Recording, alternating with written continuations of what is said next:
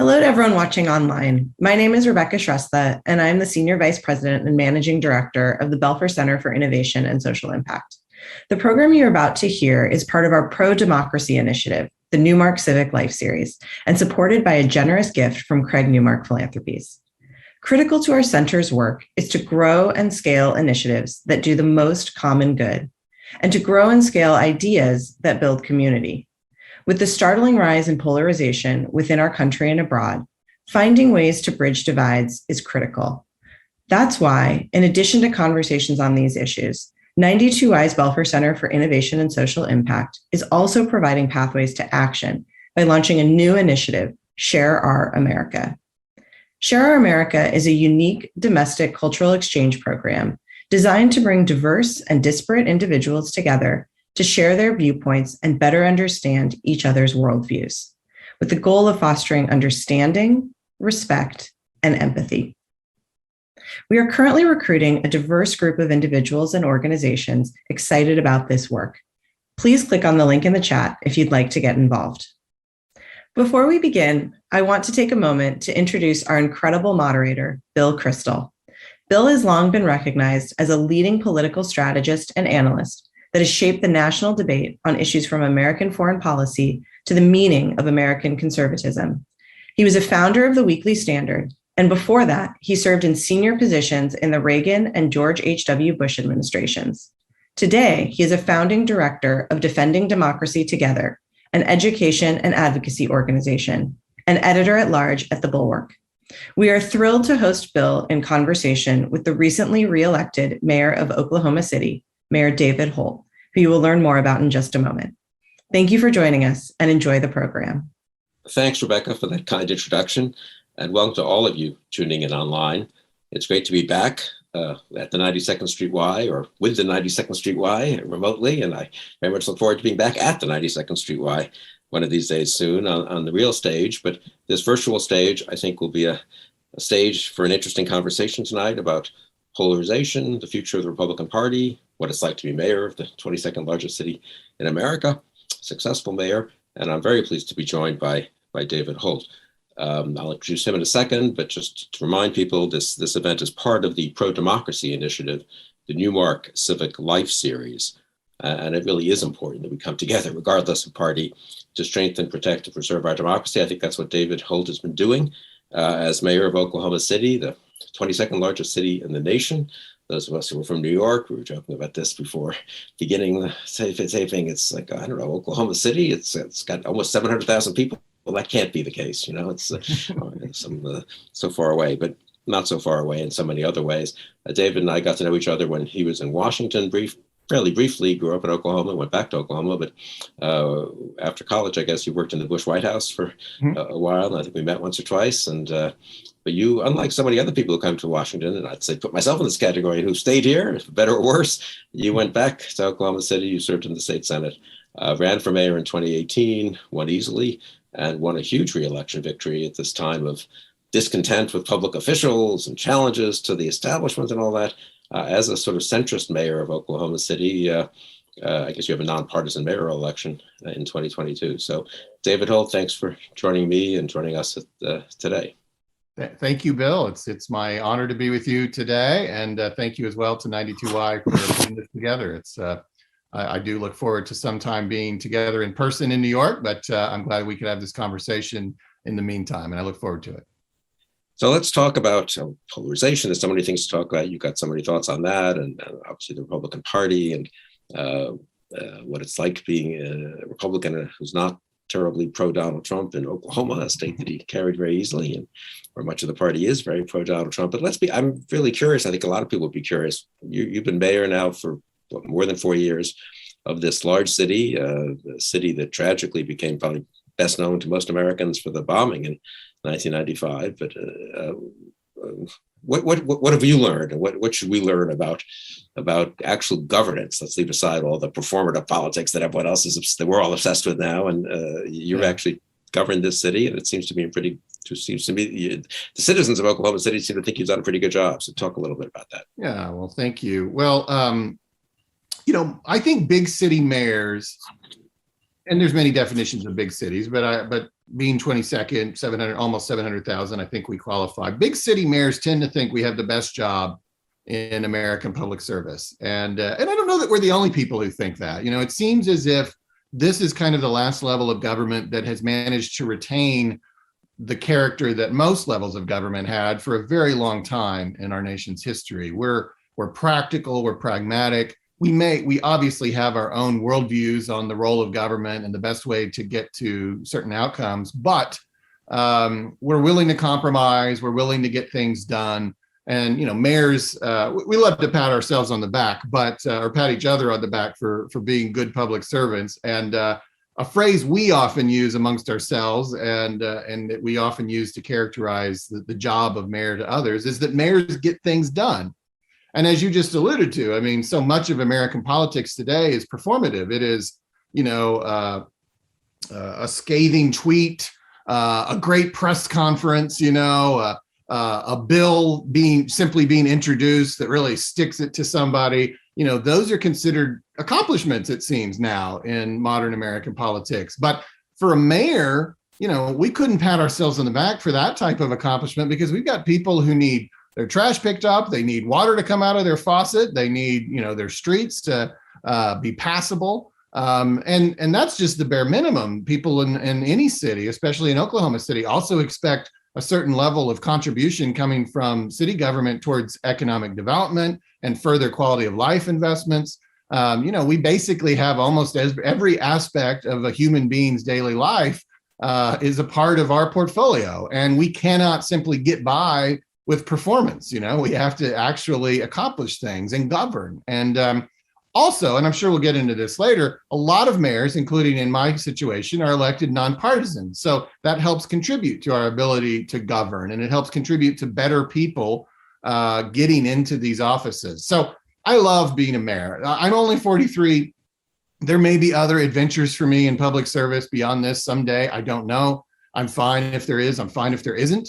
But I do know that I doubt I will have more fun doing anything else than being the mayor of a big city, my hometown, Oklahoma City, because there is so much reward in it. And this is why we do this. We certainly don't do it for the money. We look for emotional satisfaction out of having an influence in a community that we care about. And we certainly, I think, big city mayors get that reward every single day. And I think that we have a better gig than governors and senators and certainly members of the House of Representatives because of all of that. Yeah, well, let's use that to segue into the discussion of polarization, which is one of the topics we're supposed to be talking about. But it is striking to me that you seem to be saying that you think at your level of government, or at least in your case, and maybe you're not giving yourself enough credit in this, you've resisted all the forces of polarization. I used to say 10 years ago or so, people would say, give a talk, isn't there too much partisanship in Washington? And I'd say, yes, it's gotten a little out of hand, honestly. It's more this, at some point, you want some healthy partisanship, but it had gotten a little unhealthy.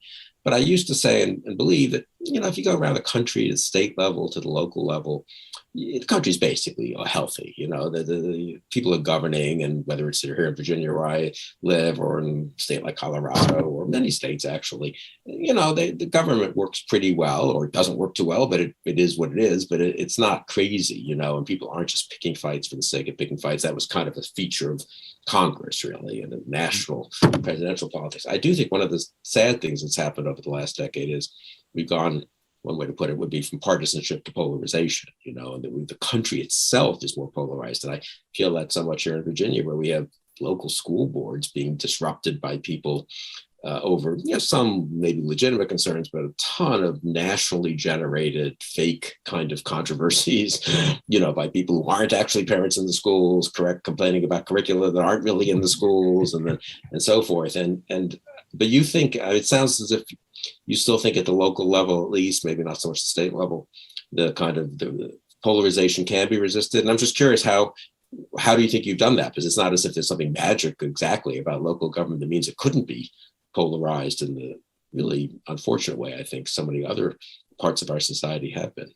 Yeah, well, despite my relative youth, I've been at this for 20 years. And as you just sort of briefly alluded to, I mean, I worked in the US Capitol for a Speaker of the House. I worked in the White House for a president. I served in the state capitol as a state senator, and now I've spent a good portion of my life, because I was also my predecessor's chief of staff at one time, a good portion of my life at the local level at City Hall. So I've seen it all. I mean, again, I'm only 43, but man, I've had an intensive 20-year experience around American politics. And I have a very strongly held view that I'm about to articulate to you, and that is, I don't think the American people at large are as polarized as it appears. I believe you have a system that creates that, that appearance of polarization, oftentimes because it gives you polarized candidates. But those candidates are not really what really who everybody would choose if given a different form of government, or I should say more specifically, a different form of electing people than we do here. So let me kind of explain how I think that plays out in many cities, and especially in Oklahoma City, with kind of some real life examples. But before I do that, let me also say another contributing factor to this perception of polarization is absolutely social media, right? Like we were not, there's a reason your parents said, don't talk about religion and politics, right? Like, we were not meant to be constantly engaging with each other about highly charged political issues. There's a time and a place for that. There's a need for nuance in that and respect in that. And we spend a great deal of our childhood trying to understand how to work through those, those differences between us, right? And then we throw all that aside on Twitter and Facebook, not so much Instagram. That's kind of my happier place, in case you're looking for a good social media and where people are generally nice. I find that to be Instagram. But on Facebook and Twitter, everybody's tearing each other's face off, And so that's another contributor to this. And it's definitely one big reason why things, I think, in American politics have changed over the last 10 or 20 years. It also creates echo chambers around people. So they tend to think, they create a perception that their end of the poll is in fact representative of a lot more people than it is. And so it kind of gives them a confidence it just feeds it. This is just like a never ending cycle. It just feeds itself. But all of that shows up on election day. And in America, as most of the viewers of this are going to know, at the state and federal levels, people generally vote. Every state's a little different, but people are generally going to vote in some version of a closed partisan primary. And in that closed partisan primary, this small group, I mean, it may not even be half of that group of people within the closed partisan primary, are those people who have spent their whole life on Facebook and Twitter. They're in that echo chamber. Politics is life. Everything to them is definitely polarized, and they are polarized. I will acknowledge that. They have gone to the opposite extremes, and this is going to be true within both traditional parties that we have in America, Republicans and Democrats. They are noisy. The candidates hear that noise. They feel they might even sometimes set aside polling to kind of pander to that noise, just because it is so overbearing in their candidate experience. They're getting it when they go to events. They're getting it on social media. They're feeling like these people represent the voters that I have to court. And again, sometimes polling will show them differently, and they'll try to they're trying to reconcile those two experiences, but their daily life is full of these extremists. And then on election day in the partisan primary, that's where the decision is made, right? For many people around America. I mean, certainly here in Oklahoma, if you're running for the legislature or for Congress, and now probably as well for statewide office, the Republican primary is where the decisions are made. And so you go through that process. In many cases, you're going to go to a runoff. A runoff is going to have even fewer people engaged, fewer people voting. These decisions are now being made by a smaller and smaller and smaller subset of the electorate. And then finally, you go to a general election, where again, in most cases in American politics, the decision has already been made. And the general election is when many candidates, depending on which part of the country you're in, are almost taking a vacation at this point. They know they're going to beat the Democrat. They know they're going to beat the Republican because the electorate is, generally towards in their favor. Okay, contrast that with how most mayors are elected and how I'm elected. Most mayors, for whatever reason, this is the way it's evolved in American politics over the last 200 years, are elected in a nonpartisan election. That's not universally true. I know New York's a little different, but I guess I would say in New York, since the vast, vast majority of people are registered Democrat, it's almost like a nonpartisan election. Like, I mean, everybody's kind of Democratic primary is more like that. Yeah, I mean, everybody's in the Democratic primary. All the voters are in the Democratic primary, so it almost is not really that that's much of a subset of the total electorate. But in most cities like mine, all voters get to see every candidate on election day, and all candidates must face every voter.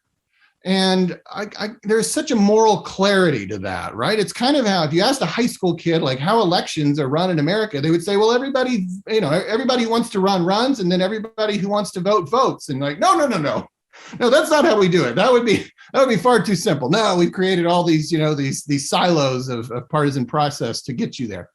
But in a mayor's election, it is that pure. And it forces people like me, all candidates, and whether we have the nonpartisan nature of it is secondary to me. It'd be fine if it said David Holt, Republican on the ballot. What's important to me, it doesn't, but what's important to me is that you have to face all the voters, and all the voters are your potential pool of supporters. So a mayor like me, I create a coalition of people who just want to get things done. And I find in Oklahoma City, and I believe this to be true across the United States, that there's actually about 70 to 80% of people that are like that. But we let American politics get dominated by this 10 to 15 to 20% of people at the extremes, at both extremes, right? And they are giving us this perception that we are so polarized, when it's really just them who are very polarized. It's people who go to Trump rallies. It's people who, are sending $5, daily donations to AOC or whatever. They're dominating American politics, but they shouldn't be, because they are not actually that numerically large, but they're using social media. They're using the closed partisan primary process to give themselves an outsized role in this whole system. So mayoral elections, however, are different. And so I think it's such a case study that people should dig deeper in, how it is that so many American cities have these sort of center left or center right mayors bringing people together, getting things done. And then that very same electorate is sending some like crazy person to Congress.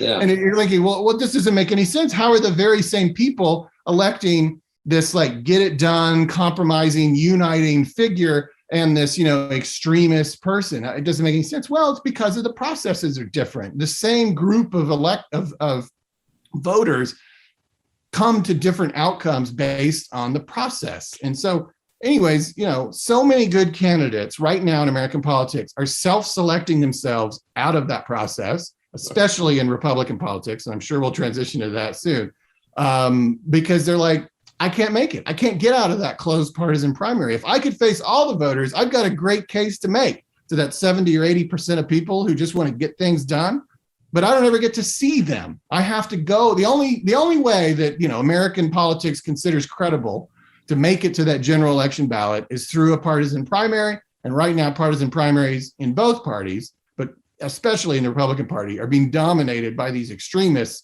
that are not representative, I believe, of the American electorate at large. Yeah, that's so interesting. So let me give you maybe three propositions in my sort of, as a former political scientist, very former, but to react to in this. I mean, one would be, yes, that the electoral system, which in many cities is, let's call it an open primary, but not a partisan primary, and really open, not just like in Virginia, you can select a ballot from the Republican or Democratic ballot each time. There's not party registration.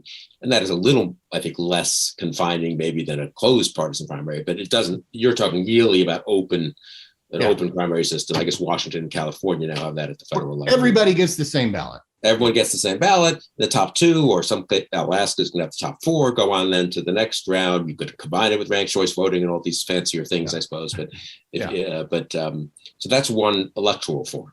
Second point one can make as a political scientist, maybe cities, local government just lends itself more to a kind of consensus building than some of the federal issues, which might be an argument for devolving more authority to states and localities, of course, and it has been a traditional kind of more conservative, decentralization argument that people in a way are better citizens almost at the local and state level, and they see their neighbors. They don't, national level at all. It does become somewhat abstract or performative. And then the third thing, maybe you could begin with this, is how much is this an Oklahoma City situation where you had the terrible tragedy of April 19th, 1995, and have a kind of living memorial to what polarization and true radicalization could lead to. And that's not, that's a unique thing almost, sadly, to Oklahoma City. Yeah. Well, I certainly carry that message. I feel an obligation as the mayor of Oklahoma City, and I feel that our residents should carry that same obligation to point to that scar in our downtown and say, like, this is where this leads. I would commend anyone who's interested in these parallels to 1995 and to today's events to go look at some of the things I've tried to say over the years. Every year we commemorate the bombing very actively. And on the 25th anniversary of the bombing, which was the 2020 election year, I really tried to artfully and diplomatically draw those parallels and talk about how these words we use right now, when you have national politicians say things like that this group is the enemy of the people and that sort of thing, those words create the environment for more April 19th. They just absolutely do. I mean, violence begins with rhetoric. And so to continue down that path, as I feel like too many of our fellow Americans are right now, is to create the atmosphere for more of that to happen. And so you say, is it only Oklahoma City that's capable of good governance and working together across partisan lines? Absolutely not. But I think that could be replicated all across the country. I think it is replicated in many cities right now. I think it could be replicated at the state and federal level with some intentionality. But Oklahoma City, sure, we have certainly a very unique experience. I hope we continue to draw upon it. I work really hard at that. There's days when I don't know if I'm penetrating, because I assure you there's Trump-loving people in Oklahoma City, just like anywhere else. But I hope I will continue to work every day to make sure people understand that type of hateful, violent, other kind of rhetoric leads to April 19th. It leads to much worse things we know from world history. But let's just start with the parallels in our own country that in recent history that we can look to. And Oklahoma City bombing in 1995 is obviously one of those. And that's sort of this sort of idea that we can't coexist, we can't find common ground, that even our fellow Americans are our enemy is obviously what motivated the perpetrators of the bombing, and we cannot let that happen again. And I think after January 6th, you drew some lessons from April 19th. So January 6th, thank God that 168 people didn't die on January 6th. So, I understand that the parallels are not exact, but at the same time, bombs were planted on January 6th. People were killed on January 6th. And certainly the motivation of many of the people who entered the Capitol was to kill people. They had a list. They absolutely, just because they were buffoons in many cases, does not alleviate me of the concern I have about what happened that day and the clear connections that I think you have to make to events like April 19th, 1995 and the Oklahoma City bombing. It's back to this idea that people are so different that we cannot bridge our divides. We cannot use these really magnificent mechanisms that the founders gave us 200 years ago to solve our problems. We got to kill each other. That's it. That's the only option we have left, and that's absurd. We have been able to work through some unbelievable problems over the last 200 years. And in only one case did we feel that we had to finally kill each other. And we all know that story and the Civil War. And I don't think that's necessarily, there's wonderful things that came out of that. There's certainly great stories within it, but that's not something we want to repeat on a regular basis. That's not an ideal to aspire to, right? That was the breakdown of the political system in solving problems. We want to always try to work towards solutions, and it may make the solutions slower moving than people desire, but that's compromise. That's the democratic process, and it exists, and it's really well done. We're as long running as we are because of some pretty magnificent things that were created 200 years ago, and that's the way to solve our problems. And we can use that process, not political violence. And that's why I hate the rhetoric so much that I hear out of many national leaders today, really at both ends of the spectrum. But obviously, the far right has been taking up a lot of that spotlight in the last few years. Yeah, I so much agree with you about the rhetoric. And I think it's so important a point to make, because people do tend to dismiss it. Well, that's just the tweets, right? I remember when Trump tweeted, I guess it was a tweet, in, I don't know, 2017, 2018, pretty early in his presidency, when there were still some decent people in the Trump White House, and one thought, well, maybe they can keep it under control and he might still learn something about being president and stuff, that he accused the Democrats in Congress of being traitors. And it was not even something, honestly, it wasn't even like a hugely important issue, as I vaguely recall. They just disagreed with him on something. And I remember thinking, I remember reacting, and I was tweeting myself that this is really terrible. I mean, you know, I worked in a White House, you worked in a White House. That was just beyond the pale to make that for president of the United States to call the majority and the bulk of another party, a political party, the traitors, because they disagreed on an issue. And it's a terrible thing. It's the rhetoric that we see. I mean, it's literally the rhetoric we see in Russia and places like that right now, right? Used by Putin, and we see some of the consequences of the dehumanization and of one's political opponents, and calling them enemies of the nation, and you said enemies of the people, not just people we disagree with, even if strongly. And I think even at the time, some of our friends were saying, "Oh, come on, don't overreact. He's just doing that." But it is depressing, isn't it, that now 5-6 years later, I can't really honestly say we've seen, maybe I'm wrong, have we seen some diminution of that, some coming to grips with the price we paid? I mean, after January 6th, I would have thought there'd be a huge rethinking. And honestly, I'm very pleased that you were reelected easily, but I can't say that in general, there's been doesn't seem to have been a huge rethinking, at least on the Republican side, or do you see signs of some green shoots of decency and civility and rethinking in the midst of a lot of screaming and yelling? Sometimes I think the best we can hope for, Bill, is that not many people emulate it, right? You know, we want them to reject it. We want them to say this is wrong, and we've been disappointed in that regards in many cases. But I guess our fallback position can be, I'm not seeing a ton of elected officials clearly emulate it. Now there are some, obviously, and we know their names, right? And they're and they go to the rallies, and they're all part of that new movement. But so many of the other elected Republicans in the country have continued to try to play this game of just kind of keeping their distance, not denouncing it like we wish they would, and I think that will stain their reputations forever. But nevertheless, that's the game they want to play, and I think they have to, because of all the things I described earlier about, you know, the dynamics of a closed partisan primary process. So I think that's, if you're trying to hang your hat on some element of hope, it would be that method of politics of using rhetoric that clearly is insightful to violence and ultimately to terrible violence. It doesn't seem like you've got a whole lot of people winning office or holding office that are explicitly parroting it. Again, there's a few, obviously, but most people that see, including, you know, like famously your new governor, you know, supposedly managed to keep his distance. Again, people like you and me are like, well, I really wish he would more explicitly keep his distance, you know, but he's not out there calling people traitors. He's not, you know, calling for that type of, you know, that calling people enemies and things. So I'm hopeful, I guess, that maybe there's a life for Republican politics after Trump. But the question is, when does after Trump arrive, right? And that's an open question right now. And, yeah, and if there's more to come, then it could be a losing battle. You know, I mean, the next wave may still be coming. And 2022 will be important in that respect. A lot of primaries will be interesting to see. And I very much agree with you.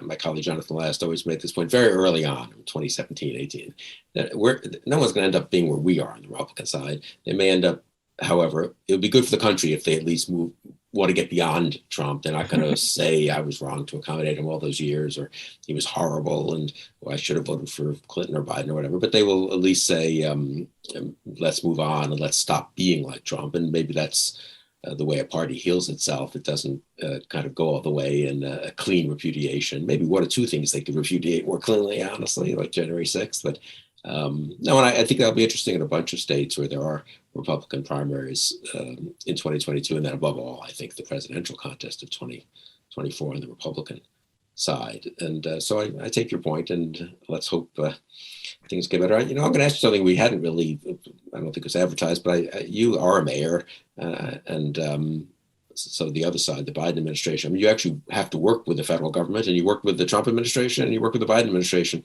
And I often find it to people who are sort of, they're watching national politics, and it doesn't occur to them we have such a complicated form of federalism that there's a massive amount of interaction. You're working with a conservative governor of Oklahoma. You're working with in this case, a moderately liberal Democratic administration. I'm curious, what is that like? What lessons would you take from that? I mean, do things work better in practice than they might seem to in theory? And I'm curious, people are very curious about your impressions of the Biden administration. Since you're a relatively nonpartisan mayor, I think we could get an honest assessment from you.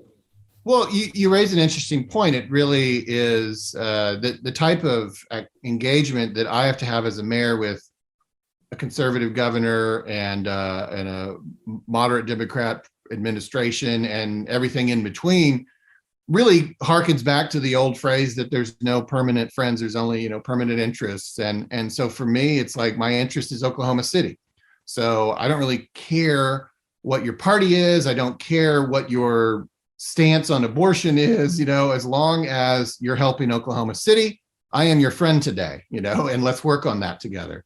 And so, again, in the age of social media, that's hard, right? I mean, I'll post a picture of a meeting with my governor, and that sets the left off. How dare you meet with that man? Don't you know he did X, Y, and Z, and I post a picture of meeting with President Biden. I mean, my God, how dare you? Don't you know that, he's a snake person who eats babies, it's crazy out there. But at the same time, if you're a good leader and you're committed to this position, you just got to shut that out. You got to put blinders on, and you got to work on those relationships and work on the core issues that are at play. So, with the Biden administration, obviously that's been a good administration for cities. I don't consider that a Republican or a Democratic statement. They like cities, they like mayors, they like municipal governance, and they have worked really hard to provide direct funding to cities and to address our needs. May I mention, though, that the CARES Act, which was signed by President Trump, had direct funding for the nation's largest cities over 500,000. So Oklahoma City got $120 million from that. So thank you to the Congress and the president of that era for providing that. And then I'm equally grateful to what has happened in the Biden administration. Obviously the direct funding for cities through ARPA was very well received by municipalities. We received another $120 million out of that. And then I was sort of a very open champion for the bipartisan infrastructure bill. I was the co-chair of mayors for that effort, along with Mayor Whaley of Dayton, Ohio, a Democrat. And we did the circuit. I was all over the national news and in the White House talking that up. And to me, I don't care if that's perceived as a political win for a Democratic president, right? I care about building more transit in my city. I care about, better roads and bridges. I care about, in our case, passenger rail north on the Amtrak system. I mean, these are very bread and butter issues, and I was happy to support that. And you cannot convince me. There's no one in Washington who will tell you that the bipartisan infrastructure bill would have looked much different if it had been written exclusively by Republicans. It would have been 95% the same, probably a little bit less probably on the climate side, but most of it was just the kind of stuff that people of both parties have voted for many, many years. I did also care that it had bipartisan support. I thought that was important. I thought it was important for our country to accomplish something with true bipartisan support, and I felt that legislation truly had that. And I went to the bill signing, and it was a beautiful affair. You're on the South Lawn of the White House, and you have Republicans and Democrats, governors and senators and congressmen and mayors. A scene we probably won't repeat anytime soon, but nevertheless, it was important that we did it at least once in this charged era. So as a mayor, I think this administration has been good for cities, and between bipartisan infrastructure bill, between ARPA. We appreciate the engagement we get from them, and I hope that continues. But again, when we face a presidential election in 2024, I'll have, I'll have the same hope for any candidate running and the same demand, and any candidate of either party, is certainly free to work with cities. And the speech is little remembered, but we hosted in Oklahoma City in 2015 the Southern Republican Leadership Conference, and quite a few presidential candidates came at that time. Not future President Trump, but several others did. And I got the chance to speak, and I made the case. I wasn't even the mayor yet, I was just a state senator. But I made a strong case with my speech that Republican Party has got to care about cities. That's where people live, I think I made the analogy back to the old quote, why do you rob the banks? Because that's where the money is. Well, why should you care about cities? Because that's where the voters are. And there is this growing, and it's been even more accelerated over the last 5 years, this growing sort of antipathy in the Republican Party towards cities. And again, it just seems like a really dumb long-term political move. And obviously it's not good for my people, so I don't like to see it. I want to see both parties competing for the affections of urban dwellers in this country. The bipartisan infrastructure, I think, is such an interesting example because it was launched with great hopes of bipartisanship and did get, people have sort of blocked this out of their memory, including Republican senators who voted for it, don't talk about it anymore. It did get the votes of 19 Republican senators. Yeah. I think 19, wasn't it? Yeah. And that's legitimately bipartisan. I think it's 2/5 of the Republican Senate conference. I mean, it's not nothing, right? And then I thought it was so revealing when it went back to the House, I recall, went to the House, and it got very few House Republicans. Mm-hmm. And not because they had any objection to spending. This is more Republican-ish stuff to spend money on than some of the other stuff, which was much more kind of social welfare, you might say. It's probably good to do during the pandemic, but still, these were kind of classic, a lot of it, yes, you say bipartisan things that people who were very much for small government were totally entitled to vote against it. But it's not like suddenly 200 House Republicans became fervent believers in an extremely frugal federal government, after the Trump years. Right. And I thought that was depressing. But again, what's more depressing for me is that over the last year, I guess it's been since it was signed, how few people are campaigning on it, really from either party, incidentally. I mean, I think the Democrats personally are making a big political mistake by not talking about it more. I mean, that is a bill, if you're running as a Democrat in the House, you can legitimately say it was bipartisan in the Senate. But look how bad the Republicans in the House, they could say, are, because they're so extreme they wouldn't even support something that a lot of, didn't Mitch McConnell vote for it, I think? I mean, certainly, and, other, not just Romney and Collins and, Murkowski, right? And so, I mean, I think but what's striking is our politics at the national level has become so polarized that even the Democrats who should be talking more about it, I think, aren't. And Mitch Landrieu, who was mayor of New Orleans, good mayor, who went to the White House to kind of help manage the implementation of it, hasn't actually been seen that much. I don't quite know why. I mean, now there's a war in Ukraine and stuff, but I guess, on it. So it's kind of a good sign. This is a case where you could have had more of a bipartisan aspect to our national political discourse, and it lasted for about a week, honestly. Now, in practice, a lot of stuff is happening, I guess, or is it? Tell me about that. I mean, Sure. Well, it's going to take years. I mean, I understand that. One of my mantras as mayor is persistence and patience. I mean, if you want to accomplish great things, it's going to take some time. I mean, the Amtrak extension for Oklahoma City that would link us up to service in the north that I mentioned earlier.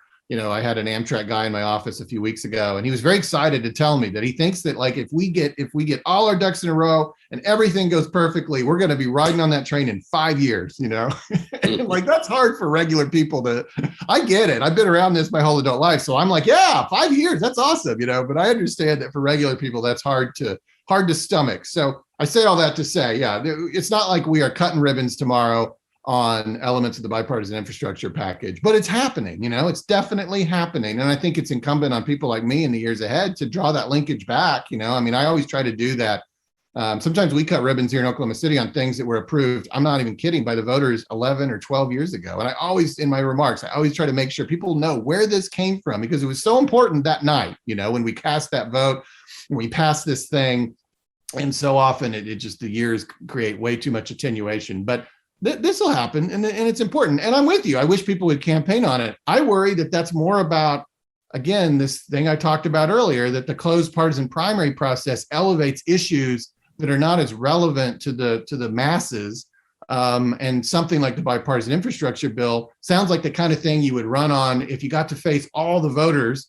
But when you get, pushed into these subsets of the electorate, it's like, well, they don't care about that. They never cared about that sort of thing. It's all about culture issues. It's all about whatever gets them really motivated. I mean, the stuff I'm seeing from candidates right now in Oklahoma, yeah, it's like it is not economy, education. It's guns and abortion and CRT and women's sports. And these things that are really so nichey. I mean, they are not the issues that are going to govern my daily life or push our state or country forward in any substantive way, but they appeal to these bases, at both ends of the extremes. So I think that the reason you don't see people talking about the bipartisan infrastructure bill in their campaigns is just another byproduct of the closed partisan primary process.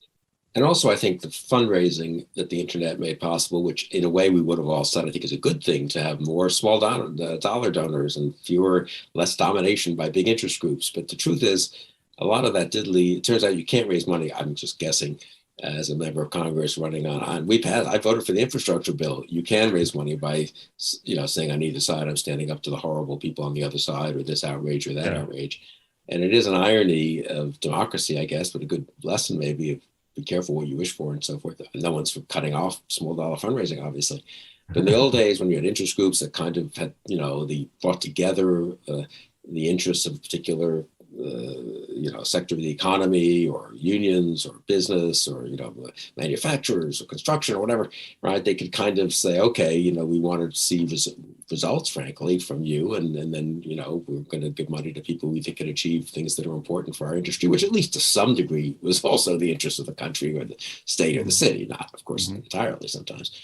And I do think that I just noticed as someone who's now like everyone in America, I guess, or everyone who's ever given a check to a campaign, pestered by endless texts and emails. They are crazy, and it's including from people who aren't crazy, right? If you hire the firm, you hire the fundraising firm, and suddenly they're telling you we got to have an email signed by you that's hysterical in 5 different ways, and so. I'm glad you're raising this. The fundraising email is actually the most terrifying rhetoric in American political life, and it doesn't get talked about a lot because it's only going to like some people, Right. But I get those emails every day from politicians who know better, and I fully recognize they probably, I assume, have never seen that email. Like they don't know what's going out under their name. But it is actually worse than a lot of the stuff you see in speeches right now. It has an effect. There's millions of people. It's good. Again, they've given money to campaigns. It's much more participation than there used to be when you were younger, certainly when I was younger. But on the other hand, it has a certain self-reinforcing process. Once you get you write the check, you get the emails, you write another check. It is a bit of its own kind of silo, I guess. Talk a little about you've stressed so much, I think correctly, the electoral structure. So you ran, I mean, how did it actually work in 2018 and then 2022? It's not like you were unopposed. It's not like you didn't have people who tried to highlight these more emotional and divisive issues. Just talk a little about the actual races. Yeah, no, I appreciate that. That is a good opportunity because especially this most recent one, I think is a pretty good case study. 2018, honestly, I sort of swamped the field. I came out early. I will say this though, I came out, I had been a Republican. You had been chief of staff to the mayor. Yeah, I'd been chief of staff from like 06 to 10, and then a state senator from 10 to 18, a Republican, a good Republican. I mean, I'm a member of the Electoral College for Mitt Romney. I'm a multi-time member of delegations to the Republican National Convention. I'd worked for President Bush in the White House. But I was running for a nonpartisan position in a city that's pretty purple, and that's probably important to mention. So the largest county in Oklahoma City, we're very large geographically, so we have actually multiple counties, but the largest county voted for Donald Trump by 1 point, which just goes to show it's pretty much 50-50 here. And so when I ran in 2018, I came out of the gate a year early with endorsements from prominent Republicans and Democrats. I had elected officials, past Democratic governors endorsing me from the very beginning. I used all that to really kind of swamp the field. And ultimately, I did not have funded opposition. I had a couple other people file, but I got 78%, which is about as good as you can do. And is only possible in a nonpartisan electoral system, because even if you'd had partisanship, the Democrat have done nothing and still gotten better than the 10%, that the two other candidates got. This election, however, is the more interesting case study, this most recent one. So I've gone through, the pandemic. I've gone through the aftermath of George Floyd in the summer of 2020. So, every mayor, every political leader, as you alluded to at the very beginning, has gone through the ringer, these last 4 years, and many of them have just up and quit. Many of them are in danger, politically. And so, into you that. were a Republican mayor who would not endorse Donald Trump. I'm the Republican mayor who's not only not endorsed Donald Trump, but is fairly, on record as being vocally. So that creates opposed. its own dynamics. Yeah. So that's a dynamic. Yeah, that's a third dynamic I've got to deal with, and I treated the pandemic seriously, but I do think kind of walked a fine line. I mean, we did things aggressively at the beginning, and when that was no longer necessary, we backed off a lot faster than maybe bluer cities did. I think that in red and blue places across the United States, political leaders let politics drive their COVID reaction way too much, and I felt like we had maybe the luxury of being in a purple place and could gonna just do the right thing. I think we did things almost differently than every other city or community I saw in the country. But it was because we did things the way you were supposed to, and not swinging wildly back and forth because of politics. So anyways, but we were aggressive at the beginning, so that turned off some far right people. Obviously, my views on Trump was an undercurrent as well. And we come into the election, and ultimately, I had two opponents from the far right who were funded. So to give you some sense of scale, when I first ran, I spent about $450,000. This second time, I ended up raising $800,000, but only spent about $550 of it. And this is kind of in line with modern Oklahoma City mayor elections. Well, my collective far right opponents all in spent about $400,000 this election. So that is not insignificant. I mean, it was not a nuisance candidacy. They had TV ads. They had mailers.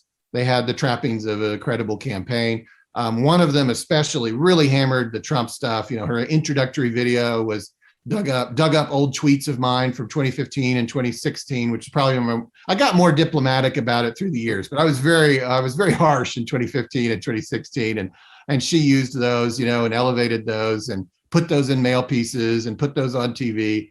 And ultimately, I got 60%, 40 points better than the second place person who got 20%. And actually, that person I just described who really used the Trump stuff, she finished third and she got 13%.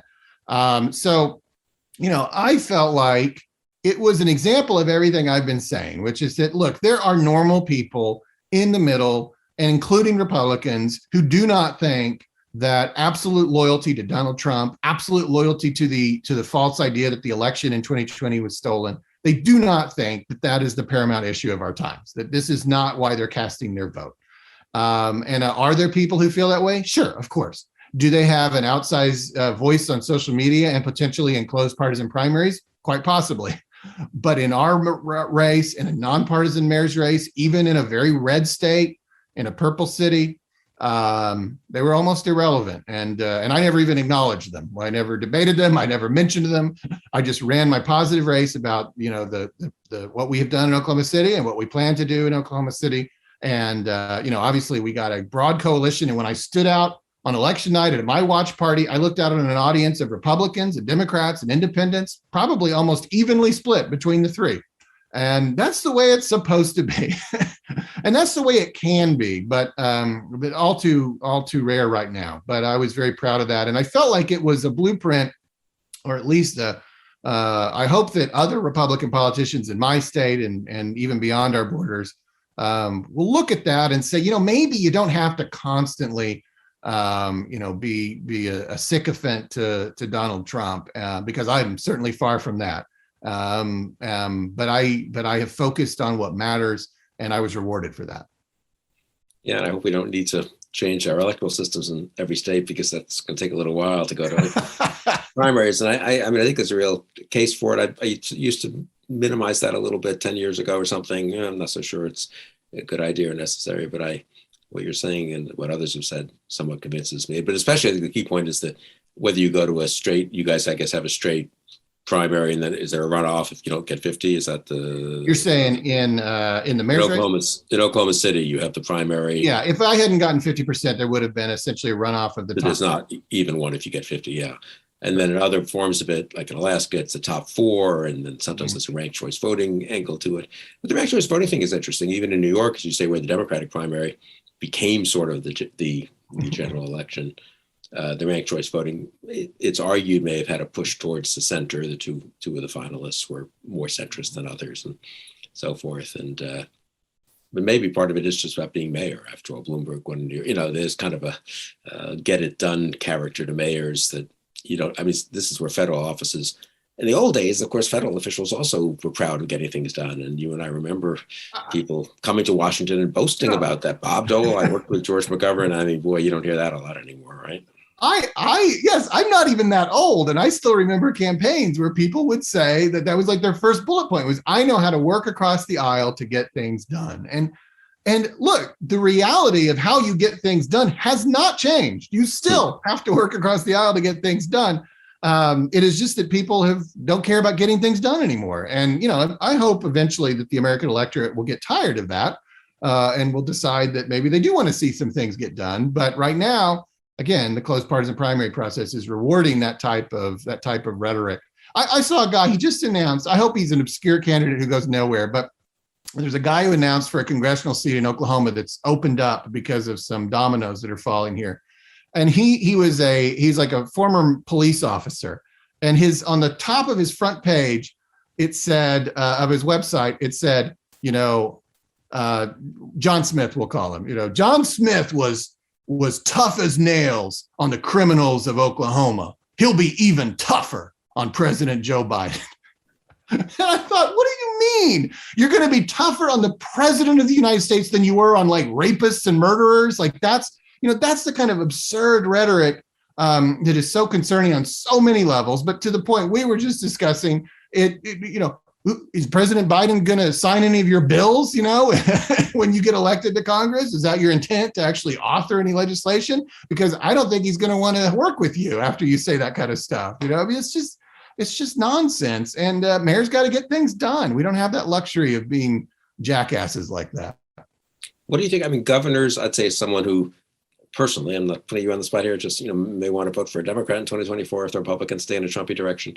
I mean, it does feel to me like there are so much of the publicity, especially from Republicans, is about AOC and the more, strident aspects of the Democratic Party, not about Biden himself much, who's not that left-wing, presumably, or the administration, or the cabinet, which has several people who've been pretty, in their earlier lives were pretty competent governors, I would say, Raimondo or people like Buttigieg, who try to be somewhat bipartisan. But I'm struck by the governors do seem more reasonable than the senators. I mean, Jared Polis in Colorado, or Cooper in North Carolina, or others, Murphy in New Jersey. I don't know that much about them. One problem being governor or mayor, I think if you don't live there, you don't really know that much about, well, is this guy doing a good job or not such a great job? Is this woman actually governing effectively or just getting some good press? But I do feel like if we could get back to getting some governors to run, it might be a healthy thing in both parties, actually. Yeah, I agree. I mean, I think there's good governors, and probably most are good governors and have not totally fallen into this trap. Because they got, like mayors, they got to get things done, and many times they got to work with the other party and their legislature to do that. And maybe their states are not. I mean, we get caught up in the far blue and the far red states, but quite a few states are a little more purpley and have a recent history of electing, governors of both parties, and so they can imagine that happening. States like Oklahoma, that's hard for us to imagine, but there's quite a few other states. I mean, we have a Democratic governor just to the north of us in Kansas. I mean, there's other states that have more of a tradition of going back and forth even recently. So yeah, I think that's right. I think this also, by the way, we haven't talked about it, but I mean, when I vote, I want experience.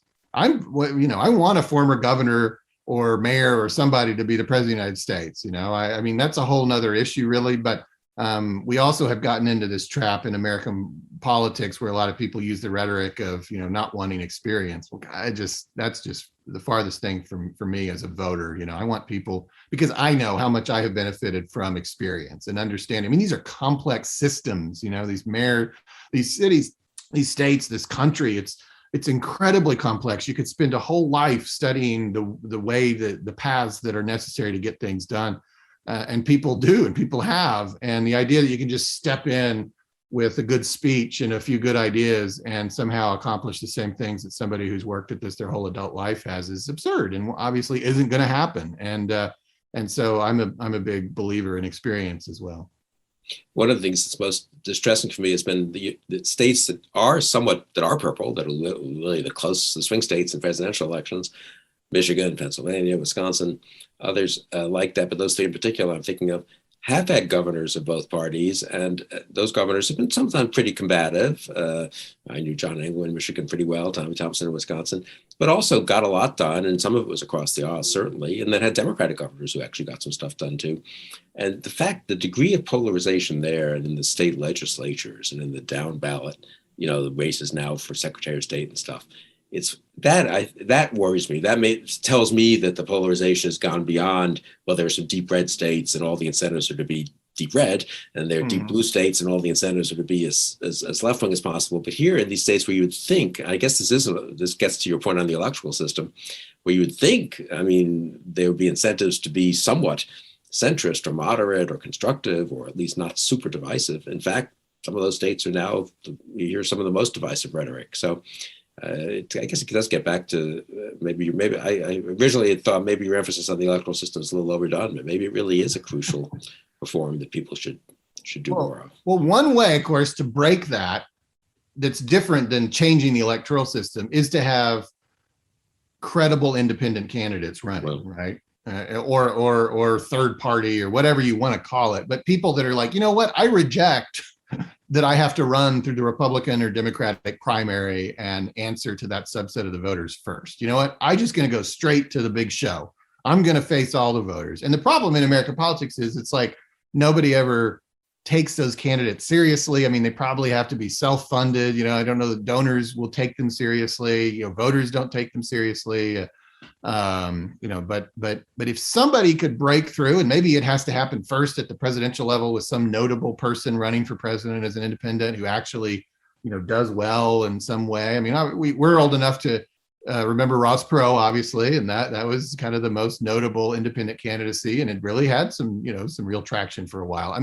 We need to, there's never been more of a vacuum, I feel like, in American politics, and it's shocking to me on some level that nobody's stepped up to fill it. And someone who does could tip this whole thing. Really, I think it's easy to think that these two-party system is absolutely impenetrable, but you could find the right person, the right moment, the right resources, the whole thing could be a house of cards. Now, that's so interesting. And I've come to that view myself. I was a big skeptic, and it paid. You would have won a lot of bets over the decades being a skeptic about third parties and independent candidates at the state level and the national level. But I also have really come to the view it's gotten so extreme, so out of touch with reality, honestly. And I think with most people's perceptions, especially if you can get them to think again for a second, that I do wonder, there are these practical obstacles ranging from just history to campaign finance laws and ballot access and the like, but they're not insuperable. I looked at this some in 2016, and maybe it has to happen first at the national level, or maybe at the state level. Governor, I think, lends itself more to that than Congress or the Senate, where you right away get asked, well, would you vote for X for majority leader as opposed to Y? Though in a way you'd think there too, you could be the person who goes and says, you know what, I'm going to shake up the whole system. If I'm the 50th vote, I'm not going to let everything be as partisan. I'm going to require that, legislation get some support from both parties. And there are many things you could imagine saying, but it just hasn't quite worked yet for people who've tried it. But it hasn't really been tried in a sustained way, I don't think, yet. Mm-hmm. That would be interesting. Yeah. Yeah. Maybe this conversation will be they'll look back on the 92nd Street Y, the famous David Holt suggests the independent candidacy. And somebody's watching right now, and I'm telling you, run for president. Bill and I will definitely entertain your candidacy. With our support, you're set. I think since David is actually a successful elected official, I think his support would be worth something. I've been on an awful lot of losing campaigns, so I won't do that. We should close here, maybe a couple more minutes. I did notice that last week you were in Jerusalem. I saw some photos of that. I just was curious. So how'd that come about, and how'd that strike you? You were there during a week, I guess, when there was some terrorism and so forth. Yes, yes. No, I hope that's not the start of anything, obviously. And there was a sense that it could be. But I was there with a delegation of mayors. I chaired the delegation. It was 12 mayors from American cities coast to coast, including Hoboken, a neighbor of New York City, but as well mayors from large cities like Louisville and Kansas City and Oakland and Tampa. And it was organized by the American Jewish Committee. I suspect there's probably some people watching this right now who maybe have been supporters of that organization. So here are the dollars in real life and how they are used. And they organized and funded that trip, and it was a great experience. I've never been to Israel previously, so I enjoyed it immensely. We stayed in Tel Aviv, we stayed in Jerusalem, and we also saw many other cities. I think we visited like half a dozen city halls across the country, and we had dinner with the mayor of Tel Aviv. We visited the mayor of Jerusalem at his city hall, but also saw some other smaller cities all the way up to the Lebanon border, and it was great. You know, it's fascinating on many levels. Obviously, a visit to Israel, especially your first, is going to be fascinating on geopolitical level, on a religious level, on a historical level. But it's always also interesting to meet with other mayors, no matter where they're from, because there are problems. They're often very similar, no matter what part of the globe you're on or what language you speak. So, but it was really great, and certainly my gratitude to the American Jewish Committee Committee, AJC, as it's known, for putting that together. And there's a lot of those types of groups and organizations that fund trips like this for many American elected officials. And I think it's money well spent, and it definitely makes an impact on people like me. No, that's great. It's great that it's a bipartisan group because, you know, at one point I believe, and I'm not 100% certain on this, so don't hold me to this, but when the AIPAC in particular, or the Education Foundation associated with AIPAC, would take members of Congress to Israel, they would take members from both parties and together, and especially as new members, to introduce them to Israel. And I think it was very useful in helping people who came from parts of the country where they wouldn't necessarily have been to Israel, or know people who've been to Israel or whatever, to really understand some of the challenges they faced over there, you know, and that affect, obviously, federal government, federal policies to affect the U.S. relationship to Israel. But now I believe this is true, that most of these groups are taken on a partisan basis.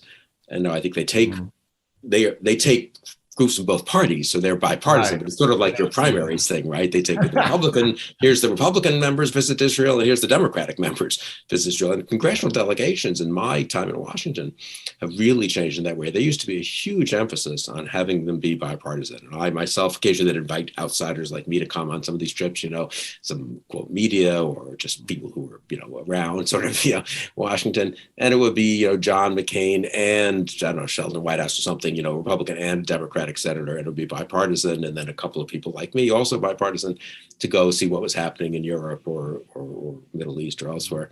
And it's really striking how many of those trips are now pretty partisan. I don't know if they literally are, but you look at the delegation occasionally that's visiting somewhere, and you see this is a Democratic trip or Republican trip, which is really bad for the country, I think. And absolutely, yes, we got to get away from it. It's dehumanizing, right? It's creating this. I mean, what better country to study than Israel? I mean, you've got two groups of people there, obviously, who have a really hard time coexisting. We don't need to create that. That's not the thing to emulate in Israel, you know, like we need to continue to be thinking of ourselves as one people, as Americans, you know, and that being Republican or Democrat is just a differentiation of, you know, philosophical views on the role of government. It does not mean that you are an evil human being that I must, you know, avoid at all costs. So yeah, I couldn't agree more.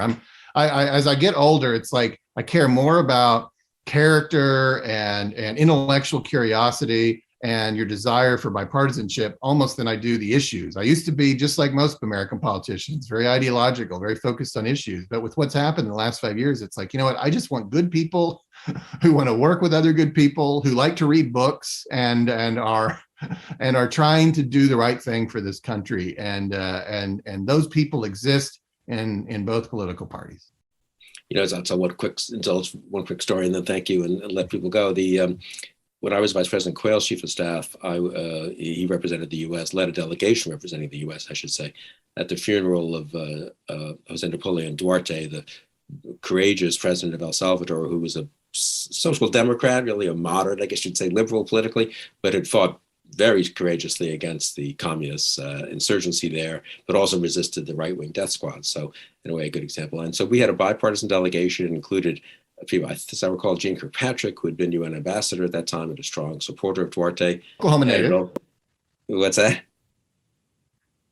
Oh, sorry. First of all, we had a little hiccup there, internet-wise. But you said Jeane Kirkpatrick, and I just wanted to say Oklahoma native, Jeane Kirkpatrick. Oh, that's right. I forgot about that. That's great. Yeah, and it had Democratic and Republican senators. And I won't bore anyone with it going on at great length about the story, except that I remember we joked on this was a time pretty bitter. It was the George H.W. Bush administration, but there had been a lot of pretty bitter partisan conflict. Ted Kennedy was on the flight. And he had been a great opponent of Reagan's policies in Central America, and people like me had come to Washington as young Reaganites to, support those policies. And we joked about that a little bit. And I was chief of staff, so I was kind of just running the mechanics of the plane, sort of the Air Force Two, and telling people, okay, we're going to go here first. And I remember that near the end, I was just running through kind of what was going to happen. And the ambassador would meet us, and we'd go. And Senator Kennedy said, Bill, can I just take a minute? And of course, I said, obviously, yes, sir. And Ted Kennedy said, look, we've all been as much as possible, certainly while we're on foreign soil, try to make sure politics stops at the water's edge. And we all respect former President Duarte, and the vice president's the leader of our delegation, and we'll have a chance to weigh in occasionally too. And let's all just speak for the country here and leave some of these political things we've been joking about on this plane behind. And I was really struck by that. And as I was young, and I was, Ted Kennedy, I had my issues with Ted Kennedy, and, probably would have been pretty opposed to him on most things and most ways. But I remember thinking, well, that's a characteristic of a political tradition that one does not want to let go away. And we have let it go away too much, I think, over these intervening decades. Well said. Well, thank you. But looks, what you've said has been well said. So thank you, David, for engaging in this conversation here. And thanks to everyone watching. And thanks for joining us for this 92nd Street Y Newmark Civic Life event brought to you by the Belfer Center for Innovation and Social Impact. David, thanks so much for taking the time to do this. My pleasure. Thank you, Bill. Thank you to 92nd Street Y. Thank you to everybody for sticking with us. And I look forward to crossing paths again soon. Sometime we'll next year in New York, in real life. Thanks, David. Thank you all.